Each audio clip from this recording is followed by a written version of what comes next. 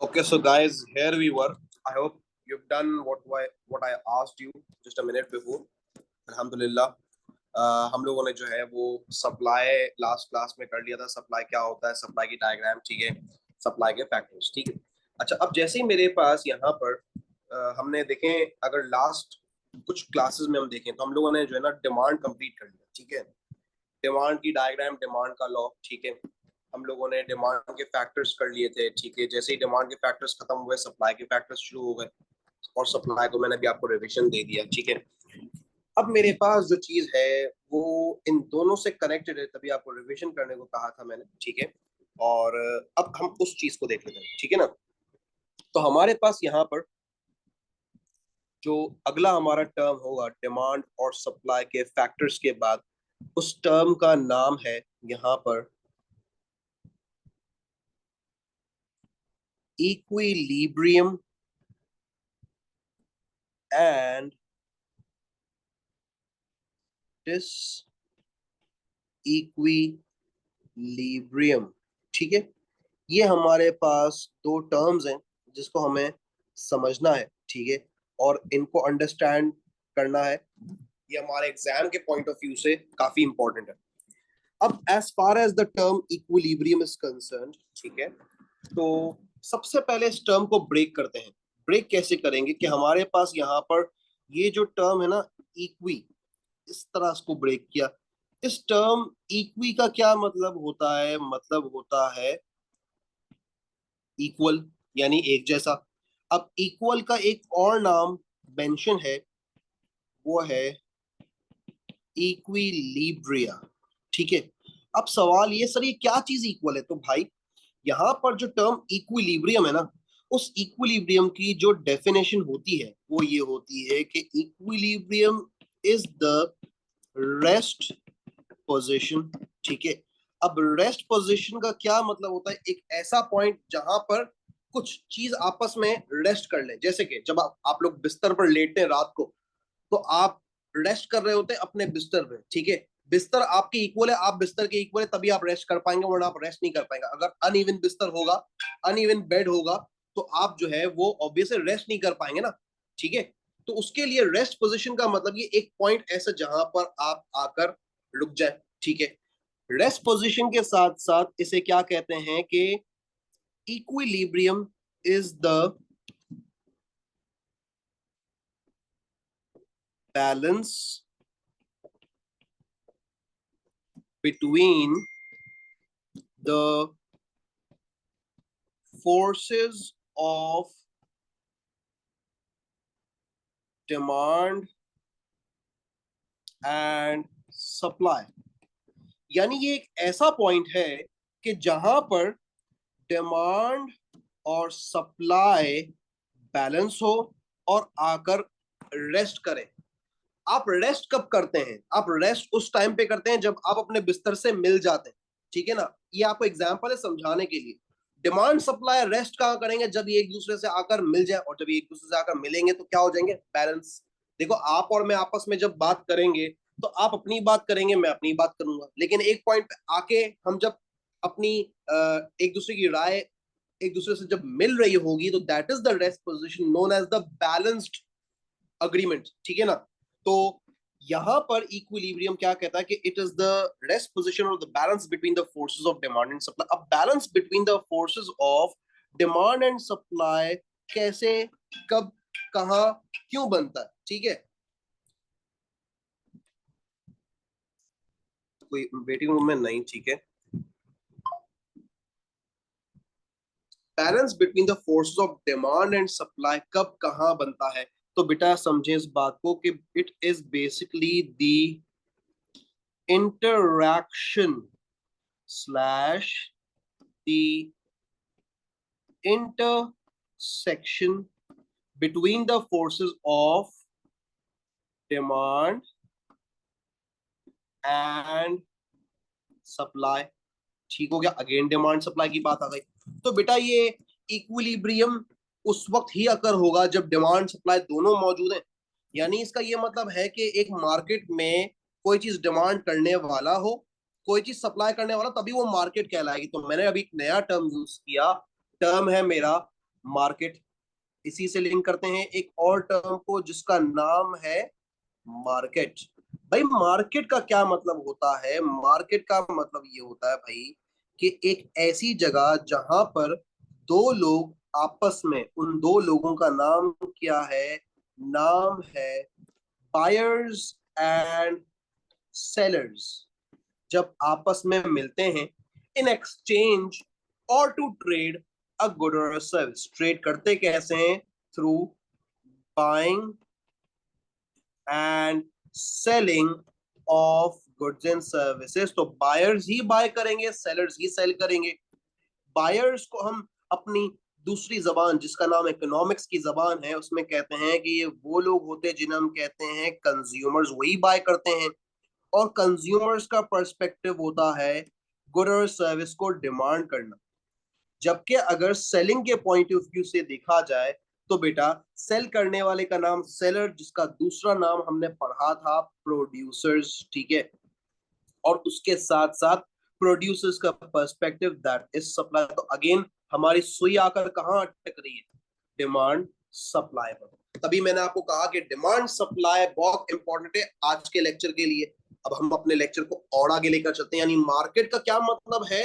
Market का मतलब है एक ऐसी जगह जहां पर बायर्स एंड सेलर्स आकर मीट करते हैं in order to trade a good और सर्विस, ठीक है। देन अपने पास जो है, जैसे ही हमने ये चीज देख ली, अब इस चीज को अंडरस्टैंड करने की कोशिश करेंगे। जो मैंने टर्म डिमांड लिखवा है, तो बेटा इस डिमांड का एक लॉ होता है। मैंने आपको लॉ ऑफ डिमांड पढ़ा है। लॉ ऑफ डिमांड क्या बोलता है कि अगर इकोनॉमी में प्राइसेस बढ़ जाएं तो क्वांटिटी डिमांड गिर जाती है, और इसी तरीके से अगर इकोनॉमी में प्राइसेस गिर जाएं तो क्वांटिटी डिमांड बढ़ जाती है। ये नेगेटिव रिलेशन बन रहा है। आप नोट करें कि जब आप प्राइस को बढ़ाते हैं क्वांटिटी गिरती है, और वाइस वर्सा केस में भी ऐसा ही हो रहा है। तो जब भी इकोनॉमिक्स में इनवर्स रिलेशन बनता है, जिसको हम कहते हैं कि इनवर्स रिलेशन और नेगेटिव रिलेशन, तो उसके अकॉर्डिंग जो हम डायग्राम बनाते हैं उस डायग्राम को हम कहते हैं डिमांड की डायग्राम, जो कि बनती है downward slope due to its negative relation. Negative relation होता है, क्या ये डायग्राम वाकई में डाउनवर्ड स्लोपिंग बनेगी? इसको प्रूव भी कर लेते। तो हमने क्या किया, एक प्राइस और एक क्वांटिटी डिमांड निकाल ली, ठीक है भाई। यहां लिख दिया पॉइंट ए। प्रूफ करेंगे अगर प्राइस को बढ़ाएं तो क्वांटिटी गिरनी चाहिए। प्राइस को मैंने बढ़ाया, क्या मेरी क्वांटिटी गिर रही है? बिल्कुल गिर रही है भाई। तो उसका ये मतलब हुआ कि मेरी डायग्राम जो है वो लॉ के अकॉर्डिंग बिल्कुल परफेक्ट है। मैं अपने पास लेबलिंग करना नहीं भूलूंगा, that is prices and quantity demanded, ठीक है। ये मेरे पास इस चीज के मार्क्स होते हैं, तो बेटा लेबलिंग मस्ट होती है, वरना एग्जामिनर आपका एक मार्क खा जाएगा। एग्जामिनर का पेट बहुत बड़ा है, ठीक है ना, ठीक है। उसको लोगों के मार्क्स खाना उसकी आदत है, उसको मजा आता है। तो उसकी आदत हमें खत्म करनी है, वो एक बहुत बुरी आदत है। आप और मैं मिलकर उसकी आदत को खत्म करते आए, सीधा करते हैं एग्जामिनर को, ठीक है। चलें, अब यहाँ पर एग्जामिनर से कोई ग्रज नहीं है यार, नहीं उन्हें सीधा करना है। कहने का मकसद ये आपको मोटिवेट करना है बेसिकली, ठीक है ना, कि एग्जामिनर हमारा कोई वहां काट ना सके, ठीक है। अब सप्लाई को देख लेते हैं भाई। सप्लाई का लॉ क्या बोलता है? जिस तरह हमने डिमांड का लॉ पढ़ा, सप्लाई के लॉ को भी देख लेते हैं। यानी जब हम अपने पास जो है वो प्राइसेस को इंक्रीज करते हैं तो उससे प्रोड्यूसर का प्रॉफिट मार्जिन बढ़ता है। मैंने लास्ट क्लास में आपको एक हिंट दिया था। वो हिंट ये था कि there is a difference between the price and the cost. वो हिंट ये रहा, price is what a consumer pays. मैं यहाँ पर प्राइस की बात कर रहा हूं, मैंने ये नहीं कहा कि कॉस्ट बढ़ रही है। मैं कह रहा हूं प्राइस बढ़ रही है, तो कॉस्ट तो शायद कांस्टेंट ही होगी। मैंने क्या कहा, प्राइस बढ़े। तो भाई प्राइस के बढ़ने से प्रोड्यूसर का प्रॉफिट मार्जिन तो बढ़ेगा ना भाई। तो उस प्रॉफिट मार्जिन के बढ़ने के बाद ये भाई साहब अपनी क्वांटिटी सप्लाई जो है उसको इंक्रीज कर देंगे, क्योंकि उनको प्रॉफिट ज्यादा दिखाई दे रहा है। और इसी तरीके से जब प्राइसेस को हम रिड्यूस करेंगे तो क्वांटिटी सप्लाई भी रिड्यूस हो जाएगी, क्योंकि उसका प्रॉफिट मार्जिन चला गया।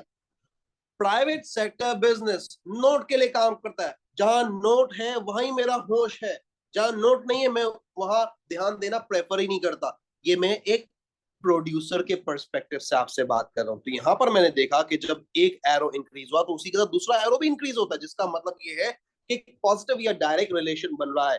तो पॉजिटिव और डायरेक्ट रिलेशन से हमने सीखा ये है कि जब हम डायग्राम बनाते हैं तो वो डायग्राम जो है इनवर्स रिलेशन में डाउनवर्ड स्लोप बन रही थी, जब रिलेशन ऑपोजिट हो गया तो डायग्राम भी opposite, that is supply curve will be upward sloping, labelling it with the prices and quantity supplied. जहां मैंने अपनी लेबलिंग कंप्लीट कर ली, मैं अपने पास बेसिक प्राइस और बेसिक क्वांटिटी सप्लाई निकाल लेता हूं। भाई निकाल ली मैंने, पी और क्यू टी क्यू एस से मैंने लेबल कर लिए। अब मेरे पास ये है पॉइंट ए। अब मैं एग्जामिनर को बताऊंगा और प्रूव करूंगा कि मेरा ये जो अपवर्ड स्लोप कर्व है वो परफेक्ट बनाया है मैंने, कि जब मैं प्राइस को बढ़ाऊं तो क्वांटिटी सप्लाई बढ़नी चाहिए, और ऐसा ही हो रहा है। जब मैं प्राइसेस को बढ़ाता हूं from P to P one तो क्वांटिटी सप्लाई क्यू एस से क्यू एस वन इंक्रीज हो जाती है, और आप जो है वो मूव हो गए पॉइंट ए से पॉइंट बी। तो पता ये चला कि जैसा लॉ है वैसी डायग्राम है। अब मैं इन दोनों की बात अलग अलग नहीं करूंगा, मैंने अब तक इनकी बात अलग अलग की है, लेकिन देखो एक मार्केट में ये दोनों होते हैं, उसी मार्केट में ये दोनों बाइंग एंड सेलिंग करते हैं। जब ये बाइंग एंड सेलिंग करते हैं तो इन्हें कंज्यूमर प्रोड्यूसर कहा जाता है, और ये इनके अगर पर्सपेक्टिव को देखें तो उसे डिमांड और सप्लाई कहा जाता है। दोनों का साथ एग्जिस्ट होना जरूरी है। तो अब हम क्या करेंगे, एक डायग्राम ऐसी बनाएंगे जिसमें ये दोनों साथ खड़े हैं। साथ खड़े होने का मतलब क्या है कि भाई हम अपने पास यहाँ पर एक ऐसी डायग्राम बनाएं जिसमें डिमांड और सप्लाई एक साथ हो, जिसे हम अगेन क्या कहेंगे, इक्विलिब्रियम। इक्विलिब्रियम बनाने के लिए सबसे पहले मैंने क्या किया, अपने पास दो एक्सेस बनाए, एक्सेस को मैंने लेबल किया प्राइसेस एंड क्वांटिटी ट्रेडेड के नाम से, ठीक है। जैसे ही मैंने अपने पास ट्रेडेड की बात की तो क्वेश्चन दिमाग में, सर ये ट्रेडेड कहां से आया भाई, समझाए। तो सर ने बोला फिक्र ना करें, सर आपको समझाते भाई ट्रेडेड के पीछे क्या माजरा है, क्या कहानी है ट्रेडेड के पीछे, क्यों लिखा गया ट्रेडेड। भाई ट्रेडेड लिखने के पीछे एक बहुत बड़ी वजह है। ट्रेड का मतलब क्या होता है, ट्रेड का भी मतलब तो यही होता है, the buying and selling of goods and services. Buying करने वाले को कहते हैं बायर्स, जबकि सेल करने वाले को कहते हैं सेलर्स, ठीक है। बाय करने वाला जो है आपके पास, उसका नाम मैंने आपको अभी अभी समझाया, कंज्यूमर है, और कंज्यूमर का पर्सपेक्टिव होता है गुड और सर्विस को डिमांड करना, जबकि सेलर्स जो होते हैं उन्हें प्रोड्यूसर्स कहा जाता है, और इन प्रोड्यूसर्स का जो पर्सपेक्टिव होता है वो होता है गुड और सर्विस को भाई सप्लाई करना। तो जहां से हमने स्टार्ट किया और उसी को देखते हुए हमारी सुई दोबारा कहां आकर अटक जाती है, डिमांड और सप्लाई। तो ये बात तय हुई कि ट्रेडेड सही लिखा है मैंने। बेटा क्वांटिटी ट्रेडेड की जगह मैं इक्विलिब्रियम क्वांटिटी लिख सकता हूं, मैं मार्केट क्वांटिटी लिख सकता हूं, लेकिन एक आदत बना ले क्वांटिटी ट्रेडेड की उसी को लिखते रहे।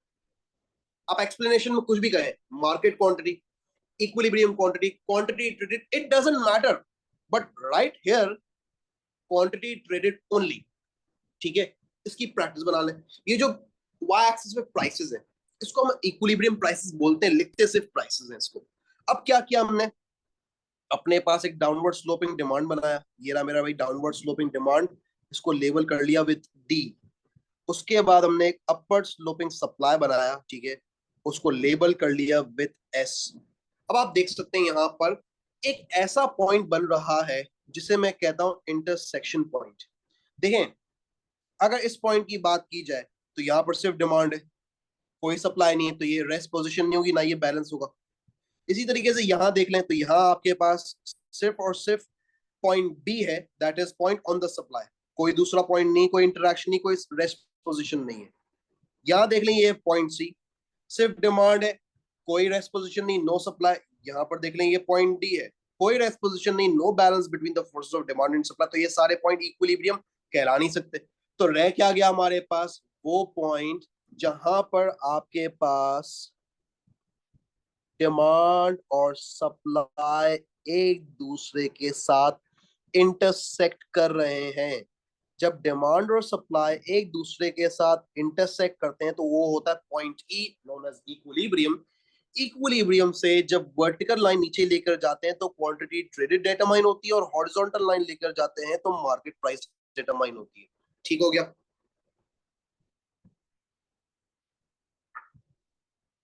चलिए भाई,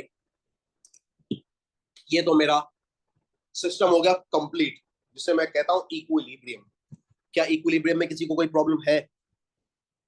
चले भाई, प्रॉब्लम तो आई होप होगी नहीं, लेकिन अगर फिर भी कोई प्रॉब्लम हो मुझे व्हाट्सएप पे टेक्स्ट कर दें। मेरा फोन मैंने अपने पास खोल कर रख लिया है, ठीक है। यहाँ पर ना बोले आप लोग, आगे बढ़ते हैं, अगली चीज को देख लेते हैं भाई। अगली हेडिंग हम लोगों ने की है डिस इक्विलिब्रियम की। क्लास के एंड पे मैं क्वेरी सेशन रख लूंगा, ठीक है, आप लोग उसमें अपनी क्वेरीज मुझे बताते रहिएगा। अच्छा, अब मेरे पास जो है अगली हेडिंग जिसका नाम है डिस इक्विलिब्रियम। भाई इक्विलिब्रियम के ऑपोजिट है ना ये, तो उसे मैं डिस इक्विलिब्रियम कह रहा हूँ। तो यार टर्म देखो, टर्म टर्म को मैंने सबसे पहले अपने पास ब्रेक करना है कुछ इस तरीके से। ये मेरे पास डिस इक्वी, ठीक है। डिस इक्वी मतलब ये हो गया अनइक्वल, ठीक है। अब अनइक्वल का मतलब ये है कि भाई ये एक ऐसी सिचुएशन है जिसे मैं कहता हूं unrest position between the forces of demand and supply, ठीक है। अब अनरेस्ट है तो इसका ये मतलब है कि देयर इज एन इम्बैलेंस, यानी डिमांड एंड सप्लाई जब अनइक्वल है तो ये हो गया imbalance between the forces of demand and supply, ठीक है। तो इसका अब मैं इंटरैक्शन की तो बात यहाँ पर करूंगा नहीं, मैंने डायरेक्ट इम्बैलेंस बता दिया। अब एक और मजे की बात पता है क्या? मजे की बात ये है कि डिस इक्विलिब्रियम जो है ना, वो क्या है? Imbalance between the forces of demand and supply. तो ये बात याद रखें कि यार जो डिस इक्विलिब्रियम है वो भी अकर कहाँ करता है? एक मार्केट में। मैंने आपको भी समझाया कि भाई मार्केट जो है वो एक ऐसी जगह होती है जहां पर दो डिफरेंट तरह के लोग, जिनको मैं कहता हूं बायर्स और सेलर्स, आके मिलते हैं। जब बायर्स और सेलर्स मिलेंगे तो बायर्स का काम क्या होता है? गुड और सर्विस की बाइंग करना, जबकि सेलर्स का क्या काम होता है? गुड्स और सर्विस की जो है वो सेलिंग करना, ठीक है। बायर्स को हम कहते हैं कंज्यूमर्स, जबकि सेलर्स को हम कहते हैं प्रोड्यूसर्स, ठीक है।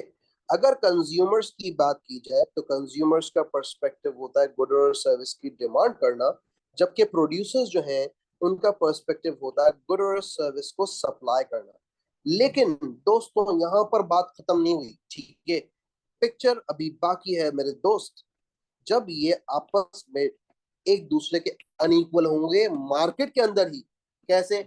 भाई आप मेरे पास पढ़ने आते हैं, आपने कहा सर फीस बताएं, मैंने कहा 25,000 रुपए, ठीक है। आपने कहा सर ये तो बहुत ज्यादा है यार, आप 10,000 रुपए ले लें। एक बात है, मैंने ना, देखिए मेरी बात सुने, मैं प्रीमियम चार्ज करता हूँ और मैं आपसे 25,000 के बाद जो है वो 20,000 चार्ज कर लूंगा, दैट्स इट, इसके अलावा नहीं, ठीक है। आपकी मेरी बात नहीं बनी, बेसिक इक्विलिब्रियम अकर हो गया। लेकिन अकर कहाँ है? मार्केट में, जहां बायर और सेलर दोनों मौजूद थे। तो जब दोनों की आपस में बनती नहीं है ना, ठीक है, तो यहाँ पर ऐसा सिलसिला अकर हो जाता है, ठीक है। आ जाए भाई, समझ लेते हैं कॉन्सेप्ट को। ये मेरे पास हो गया डन। अब जो अगली चीज है मेरे पास वो ये है कि यार जैसे ही मैंने अपने पास सिचुएशन डिराइव कर ली, तो भाई मैं अब आपको ये बताऊंगा कि डिस इक्विलिब्रियम जो है वो अगर होता कैसे। तो यार हमारे पास डिस इक्विलिब्रियम के कुछ केसेस हैं। सबसे पहला जो हमारे पास केस है उसकी मैं हेडिंग डाल देता हूँ डिस इक्विलिब्रियम में ही, वो है केस नंबर 1, ठीक है। केस नंबर 1 मुझे क्या बताता है कि अगर इकोनॉमी में जो है हो ये कि प्राइसेस बढ़ जाए। अब प्राइस के बढ़ने से लॉ ऑफ डिमांड वो ये बोलता है कि क्वांटिटी डिमांड गिरेगी, लेकिन लॉ ऑफ सप्लाई बोलता है कि प्राइस के बढ़ने से क्वांटिटी सप्लाई बढ़ जाएगी। तो नोट करें कि एक बढ़ती हुई प्राइस पे कंज्यूमर डिमांड कम कर रहा है, एक बढ़ती हुई प्राइस पे कंज्यूमर डिमांड कम कर से सप्लाई ज्यादा कर रहा है तो डिसइक्विलिब्रियम होगा ना। डिमांड 25 यूनिट्स हो रहे हैं, सप्लाई 75 यूनिट्स हो रहे हैं, प्रॉब्लम आएगा। Now let's take an example of this case and understand it in depth, ठीक है। Moving forward to the example, I will make an example here, ठीक है। assuming that before a rise of price the market was in equilibrium, remember this equilibrium हमेशा equilibrium के बाद आएगा, क्योंकि जब तक आपको आसानी का पता नहीं होता, आपको यही नहीं पता चलेगा तकलीफ होती क्या है। देखो डिसइक्विलिब्रियम का एक तकलीफ है, मेरी बात नहीं बनी ना आपसे, आपने कम फीस बोली, मैंने ज्यादा फीस बोली, लेकिन पहले एक आसानी क्रिएट हुई थी, हम लोग इक्विलिब्रियम में थे। तो रिमेंबर डिसइक्विलिब्रियम जो है हमेशा इक्विलिब्रियम के बाद अगर करता है, ठीक है ना। तो हमारे पास इनिशियली केस नंबर 1 में अगर मैं before the rise of price की सिचुएशन देखूं, तो भाई प्राइसेस हमारे पास थी $5 की, ठीक है। उस प्राइस पे जो क्वांटिटी डिमांड और क्वांटिटी सप्लाई थी वो एक दूसरे के इक्वल थी, दैट इज 50 यूनिट्स, ठीक है। और हम लोग थे एक इक्विलिब्रियम में, रिमेंबर जहां क्वांटिटी डिमांड और क्वांटिटी सप्लाई एक दूसरे के इक्वल होते हैं, उसे हम क्या कहते हैं, उसे हम कहते हैं क्वांटिटी ट्रेडेड, ठीक हो गया। चले, after a rise of price, ये आ गया आपके पास आफ्टर, यानी अब प्राइसेस जो हैं वो $5 से चले गई $10 पर। तो प्राइस के बढ़ने से क्वांटिटी डिमांड अभी मैंने आपको बताया कि गिरेगी, तो प्राइस के बढ़ने से क्वांटिटी डिमांड गिरनी चाहिए। पहले क्वांटिटी डिमांड आपकी थी 50, अब क्वांटिटी डिमांड गिर के चलेगी 25 यूनिट्स पर, ठीक है। देन प्राइस के बढ़ने से क्वांटिटी सप्लाई बढ़नी चाहिए, ये तो एग्जांपल में भी उसको चेंज कर लेंगे। तो आपके पास जो पुरानी क्वांटिटी सप्लाई थी वो थी 50 यूनिट्स, अब वो 50 से बढ़कर समझ लो 75 यूनिट्स पर चले जाएगी, ठीक हो गया। तो यहाँ पर हमारे पास ये डाटा हमारा तैयार हो गया, और हमारे पास जो चेंज आया है वो ये आ गया। ₹10 की प्राइस पे 25 यूनिट्स बिकने को तैयार है, मगर 75 यूनिट्स में बेचना चाहता हूँ। जो बिक जाएंगे, जो कस्टमर खरीदने को तैयार है वो है 25 यूनिट्स, मगर मैं बेचना चाहता हूँ कितने, 75 यूनिट्स। तो एक प्रॉब्लम आ रहा है ना, प्रॉब्लम क्या आ रहा है, प्रॉब्लम ये रहा, मार्केट में अवेलेबल टू सेल कितने यूनिट्स हैं, 75, ठीक है। मैंने अपना डेटा यहाँ पर चेक कर लिया, क्वांटिटी सप्लाई है 75 माइनस क्वांटिटी डिमांड है 25, तो मेरा जो आंसर आ जाएगा वो आएगा 50 यूनिट्स। अब सप्लाई ज्यादा है ना डिमांड से, तो 50 यूनिट्स बच जाएंगे, जिसको मैं कह दूंगा भाई ये मेरा है सरप्लस, ठीक है। अब इसी चीज को मैं डायग्रामेटिकली कैसे रिप्रेजेंट करूंगा, समझ लेते हैं भाई। हमने अपने पास यहाँ पर एक डायग्राम बना ली डिसइक्विलिब्रियम के लिए, ये दो एक्सिस मैंने बना लिए, एक तरफ लेबल कर लिया प्राइसेस, दूसरी तरफ क्वांटिटी ट्रेड, ठीक है। एक अपने पास डाउनवर्ड स्लोपिंग डिमांड बनाया, लिख दिया डी, एक अपने पास अपवर्ड स्लोपिंग सप्लाई बनाया, लिख दिया एस। जहां इंटरसेक्शन पॉइंट आ रहा है वहां से आपके पास बेसिक मार्केट प्राइस जो कि इनिशियली कितनी थी, $5 थी, ठीक है। पी दैट इज $5 और क्वांटिटी ट्रेडेड, ठीक है। क्वांटिटी ट्रेडेड जो है हमारे पास वो थी 50 यूनिट्स। आपको पता है quantity traded is quantity demand equals to quantity supply, ये आपका आ गया इक्विलिब्रियम पॉइंट।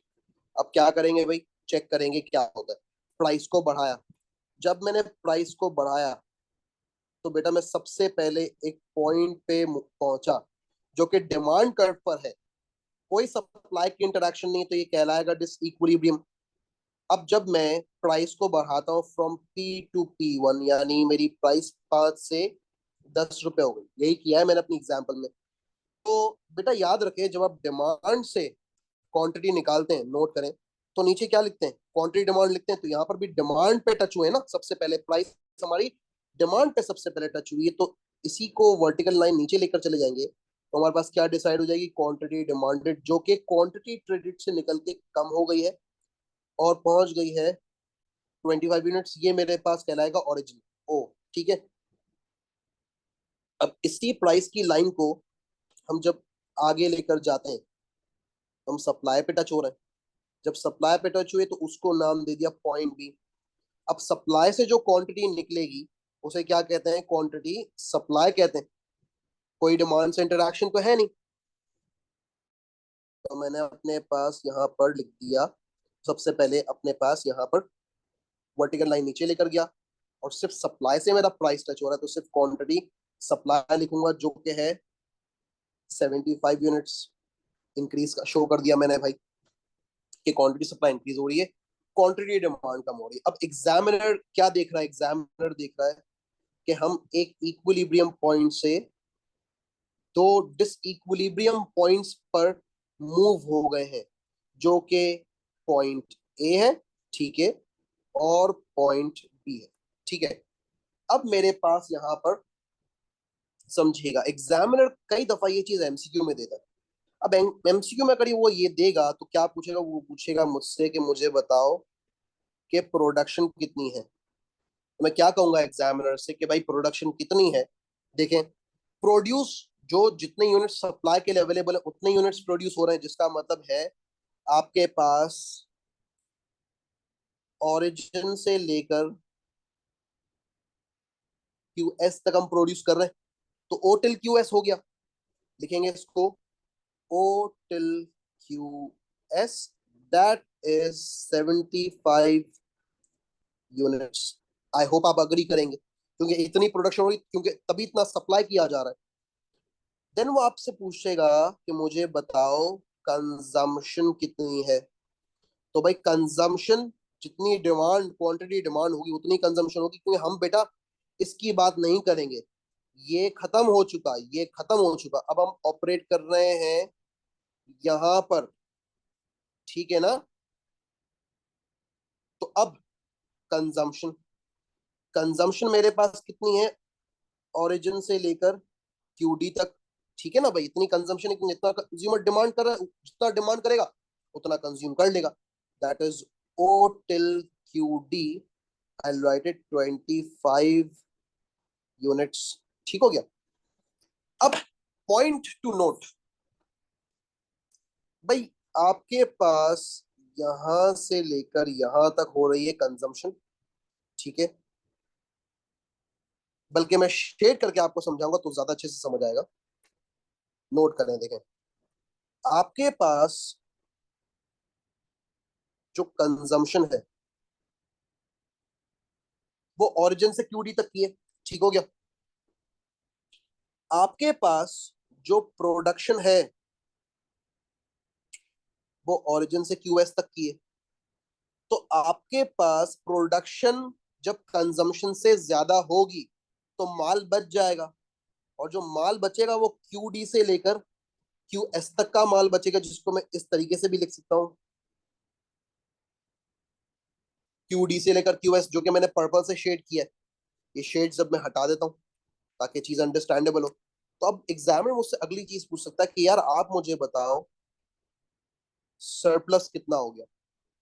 सरप्लस, पहली बात मैं एग्जामिनर को बताऊंगा, सरप्लस है 50 यूनिट्स का, जो कि है क्यू डी से लेकर क्यू एस तक का एरिया, जिसे मैं कहता हूं 50 यूनिट्स। बेटा सरप्लस के बहुत से डिफरेंट नेम्स हमें दिए हुए, ठीक है, जिसमें से एक नाम है एक्सेस सप्लाई। अब क्वेश्चन, जब सरप्लस हो गया एक्सेस सप्लाई की वजह से, तो बचे हुए माल को क्या करेंगे, जलाएंगे तो नहीं। तो लोग क्या करते हैं, उसे उस पर सेल लगाने के बजाय, देखो एक तो होता है सेल लगा देना, आप सेल लगाएंगे तो उससे हो सकता है कि आपका प्रॉफिट रिड्यूस हो जाए और हो सकता है आपको लॉस भी हो, ठीक है, या हो सकता है आप कॉस्ट टू कॉस्ट जाए। तो सेल लगाने से एक और बेहतर ऑप्शन भी होता है, वो ये है कि आप जो है इस प्रोडक्ट को इंटरनेशनल मार्केट में मार्केट रिसर्च करके एक्सपोर्ट कर दें। और एक्सपोर्ट्स आपने क्यों किए, क्योंकि देयर वाज सरप्लस, सरप्लस का मतलब क्या है होता है, quantity supply greater than quantity demanded. I hope this is understandable, I hope आपको समझ आया होगा। ठीक है, जरा एक दफा इसको देख लेते हैं। ठीक है, ये आपके पास डिस इक्विलिब्रियम मैंने आपको पढ़ाया है और इक्विलिब्रियम पढ़ाया है। अगर आप में से किसी की भी कोई क्वेरी है तो प्लीज मुझे आप व्हाट्सएप कर दें, मैं आपको जो है वो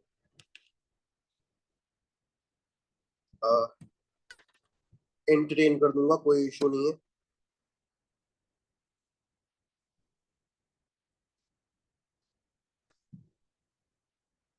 चले, I am really sorry Anna, I was really busy in the class. मैं इतना खो गया था कि मुझे होश ही नहीं रहा। अगेन रियली रियली सॉरी बेटा, आई होप यू अंडरस्टैंड। ठीक है, हमने आज बहुत इंपॉर्टेंट चीज पढ़ी है और मुझे बहुत अफसोस है कि यार आपकी ये चीज मिस हो गई है, क्योंकि मैंने आपका टेक्स्ट पढ़ा था कि आप 7 बजे वाली क्लास नहीं ले सकती। इसी वजह से मैंने फिर आगे ध्यान दिया नहीं और मैं अपना लेक्चर खींचता चला गया। बट आप, और मैंने आई एम सॉरी मोबाइल भी नहीं देखा, अभी मैं देख रहा हूँ तो आपका टेक्स्ट भी आया हुआ है। चलें, इसको कंटिन्यू करते हैं। एक दफा रोमान, शिफा और ऐना, ठीक है। ऐना, आपको अपने भाई से कोई शिकायत हो तो प्लीज शिकायत कर लें, भाई सुनेगा आपकी बात। अच्छा, रोमान की एक क्वेरी है, ठीक है, उस क्वेरी को सॉल्व कर लेते हैं, कोई इशू नहीं है। रोमान उस क्वेरी को सॉल्व कर लेते हैं, कोई मसला नहीं है, ठीक है। अच्छा रोमान, क्वेरी को सॉल्व करने से पहले मैं अपना डिसइक्विलिब्रियम का एक और केस आपको पढ़ा दूं, ठीक है। फिर आप लोग अपनी क्वेरी साइड पे लिख लिया करें और at the end of the class हम क्या करेंगे, अपनी क्वेरी सेशन रख लिया करेंगे। अब मेरे पास यहाँ पर केस नंबर 1 हो गया डिसइक्विलिब्रियम का कंप्लीट। अब मेरे पास आता है केस नंबर 2, ठीक है। ये डिसइक्विलिब्रियम ही चल रहा है, ठीक है। तो डिसइक्विलिब्रियम का ही हमारे पास केस नंबर 2, ठीक है। है ना, आप प्लीज क्लास लेती रहें। हो सकता है आपको ये बाउंसर लगे, शायद समझ ना आए, मगर प्लीज क्लास कंटिन्यू कीजिएगा अभी आप, ठीक है ना। बाकी आपसे मैं क्लास के बाद बात करता हूँ सुकून से, ठीक है। परेशान ना हो, मैं जब तक हूँ कुछ भी नहीं होगा, हर चीज समझाऊंगा, ठीक है। चले, अब केस नंबर 2 हमको क्या बोलता है, केस नंबर 2 हमको बोलता है, हमने प्राइस के बढ़ाने का केस देख लिया, अब हम प्राइस को गिराने का केस देते हैं। अगर इकोनॉमी में प्राइसेस गिर जाए तो उससे क्वांटिटी डिमांड तो बढ़ेगी, मगर क्वांटिटी सप्लाई कम हो जाएगी। तो अगेन बेटा, बढ़ती हुई प्राइस, सॉरी गिरती हुई प्राइस पे कंज्यूमर ज्यादा आपसे डिमांड कर रहा है मगर आप कम सेल करने को तैयार है, तो डिसइक्विलिब्रियम तो जाहिर अकर होगा, ठीक है ना। तो अब उसको देख लेते हैं भाई, हम अपने पास इस केस को समझने से पहले वही वाली एग्जांपल के before we were operating in an equilibrium, तो हमारे पास जो प्राइसेस थी वो थी $10, हमारे पास जो क्वांटिटी डिमांड थी वो थी 50 यूनिट्स, हमारे पास क्वांटिटी सप्लाई थी 50 यूनिट्स, ठीक है। रिमेंबर, क्वांटिटी डिमांड और क्वांटिटी सप्लाई को मिलाकर क्या बनता है, क्वांटिटी ट्रेडेड बनता है, ठीक है। अब आफ्टर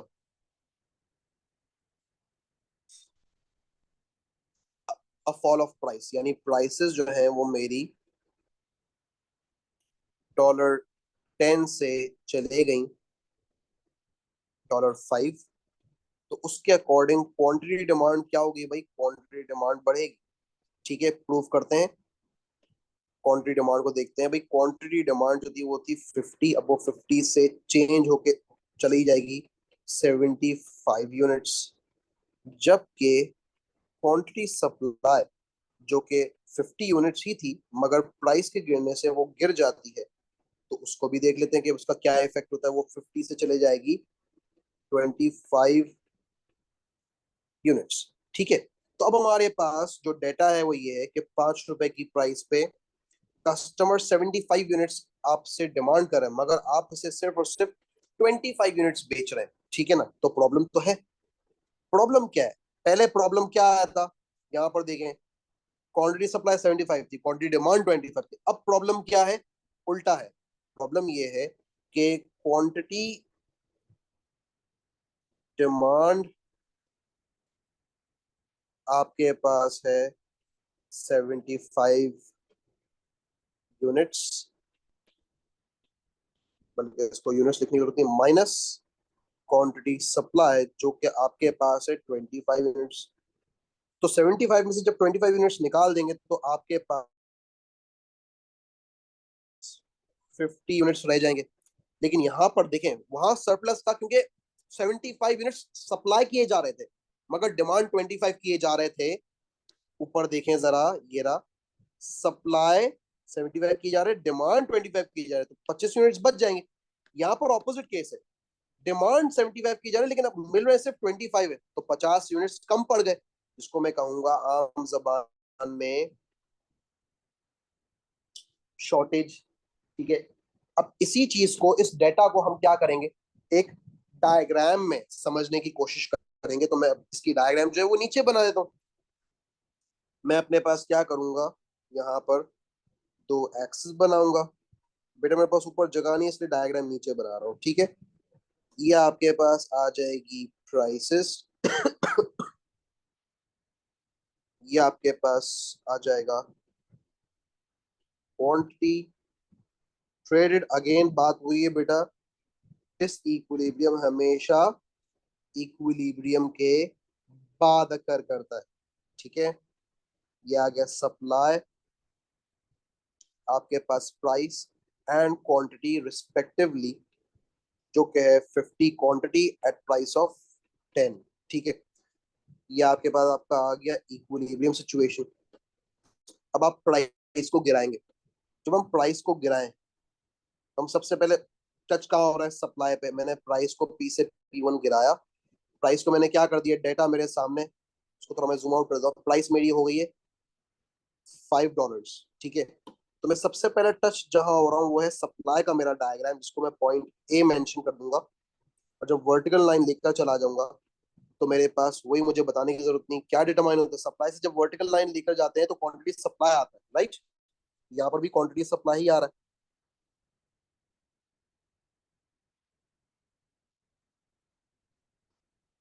चले भाई,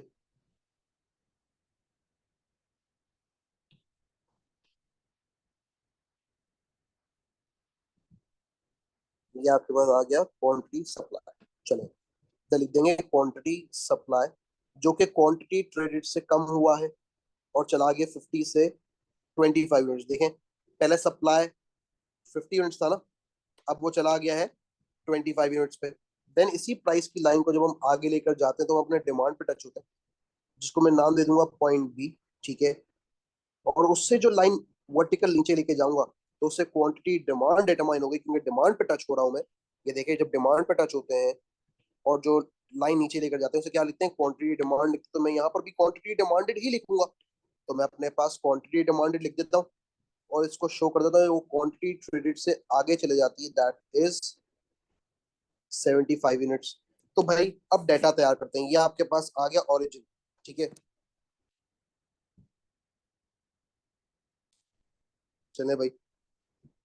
अब एग्जामिनर मुझसे क्या पूछ सकता है, एग्जामिनर पूछ सकता है सबसे पहली चीज, डायग्राम में मैं इक्विलिब्रियम से जा रहा हूं डिस इक्विलिब्रियम पर, जो कि ए और बी बन रहे हैं।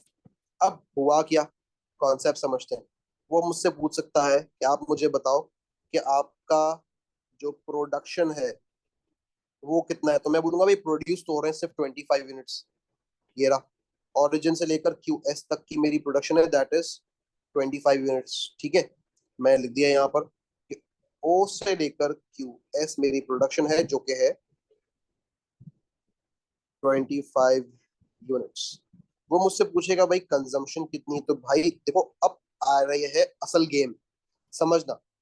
देखो आपके पास अगर एग्जामिनर बोलता है ये ओ से लेकर क्यू डी तक आप लिख देते कि कंजम्पशन है, वो हो जाएगा गलत। क्यों, क्योंकि यहां से लेकर यहां तक का माल, दैट इज 50 यूनिट्स, वो तो है शॉर्ट। जब शॉर्ट होंगे तो कंज्यूम हो सकेंगे, नहीं हो सकेंगे। तो कंज्यूम कितना होगा? जितना प्रोड्यूस हुआ है। बात को समझें, जब एक चीज की शॉर्टेज हो जाएगी, यानी मैं मांग रहा हूं आपसे 25 आवर्स, लेकिन आपके पास घंटों की शॉर्टेज है, मैं आप कहते हैं सर मैं आपको सिर्फ 10 आवर्स दे सकता हूं, तो मैं कंज्यूम भी सिर्फ 10 आवर्स ही करूंगा ना। ठीक है, तो इसीलिए बेटा यहां पर थोड़ा सा डिफरेंस है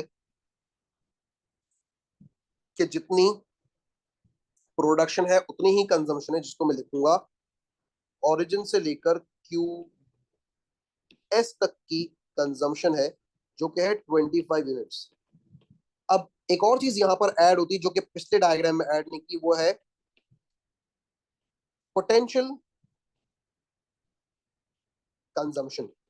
अब पोटेंशियल कंजम्पशन का क्या मतलब होता है?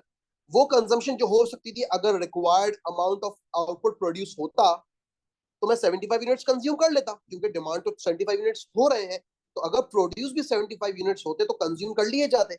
ठीक है, तो जो पोटेंशियल कंजम्पशन यानी जो कंजम्पशन हो सकती थी ओवरऑल, ठीक है, वो मेरे पास क्या आ जाएगा? ओ से लेकर क्यू डी तक का एरिया, कि भाई ये जो टोटल कंजम्पशन है वो है 75 यूनिट्स। क्या आप लोगों को मेरी बात समझ आ रही है? अगर नहीं समझ आ रही क्वेश्चन मार्क लगा लें, ठीक है, इस पर, इसको दोबारा समझेंगे, कोई इशू नहीं है। अब आते हैं, आगे बढ़ते हैं। अब वही वाली बात मैं शेड करूंगा, देखो ये आपके पास हो गया प्रोडक्शन, आपने कहा सर ये भी यही कंजम्पशन भी है। फिर आपने कहा सर ओ से लेकर क्यू डी तक पोटेंशियल कंजम्पशन है, तो जो हो सकती है, तो जो कंजम्पशन हो सकती है उसमें से वो चीज माइनस कर देंगे कि जितना अगर कंज्यूम हो गया तो हमारे पास बच क्या जाएगा? वो अमाउंट जो शॉर्ट है, क्यूएस से लेकर क्यूडी तक का अमाउंट शॉर्ट है, तो ये मैं एग्जामिनर को बताऊंगा भाई शॉर्टेज कितनी है, वो है क्यू एस से लेकर क्यू डी तक की। ठीक है ना, जिसको मैं कहूंगा 50 यूनिट्स शॉर्ट है। अब जब आपके पास पाकिस्तान में किसी भी चीज की शॉर्टेज होती है तो हुकूमत क्या करती है? हुकूमत बोलती है भाई डिमांड बहुत ज्यादा है, सप्लाई कम है, यानी एक्सेस डिमांड है। अब जब एक्सेस डिमांड है, हम लोग मीट नहीं कर पा रहे, तो इसीलिए हमें गुड्स जो है वो बाहर से इंपोर्ट करने पड़ेंगे। जब सरप्लस था तो बाहर माल एक्सपोर्ट कर दिया, अब शॉर्टेज है तो बाहर से माल इंपोर्ट करेंगे। और इंपोर्ट कर क्यों रहे हैं? क्योंकि quantity demand is greater than quantity supply. Right, चले भाई, ये अब हो गया हमारा डिस इक्विलिब्रियम का कॉन्सेप्ट भी कंप्लीट, और ये हमारा जो है वो लेक्चर पूरा कंप्लीट हो गया। आई होप आप लोगों को कोई प्रॉब्लम नहीं होगी। अगर आप लोगों को कोई प्रॉब्लम है, कोई क्वेरीज है, तो आप लोग मुझे बताएं। रिकॉर्डिंग को हम यहीं पे एंड करेंगे। ठीक है, till then take care, good bye.